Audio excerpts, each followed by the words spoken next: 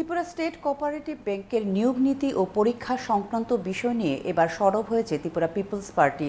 তাদের প্রতিনিধি দল সোমবার দেখা করেন ম্যানেজিং ডিরেক্টরের সাথে, তুলে দেন দাবি সনদ। ত্রিপুরা স্টেট কোঅপারেটিভ ব্যাংক দ্বারা বিভিন্ন ওনাদের স্টাফ এবং বিভিন্ন ওনাদের লোক নিয়োগ করা হচ্ছে, কিন্তু সবচেয়ে আশ্চর্যের বিষয় হলো যে এখানে আমাদের ত্রিপুরা স্টেট কোঅপারেটিভ ব্যাংক হিসাবে সেখানে আমাদের ত্রিপুরা রাজ্যে তাদের নিয়োগের যে পরীক্ষা, সেই পরীক্ষাটা ওনারা অগণতান্ত্রিকভাবে আমাদের বেকারদেরকে বঞ্চিত করে সেখানে বিভিন্ন অন্যান্য রাজ্যে ওনারা দিয়ে দিয়েছে, পরীক্ষা দেওয়ার জন্য অন্যান্য রাজ্যে স্থানান্তরিত করা হয়েছে।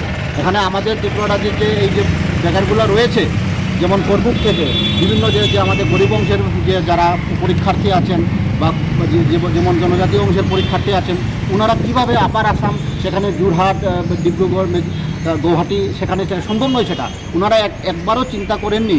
এবং এই যে ওনারা টোটালি প্রাইভেটাইজেশন প্রাইভেটের হাতে দিয়ে দিয়েছে এবং আউটসোর্সিংয়ের মাধ্যমে, সেটা আমরা ঘুর বিরোধিতা করছি।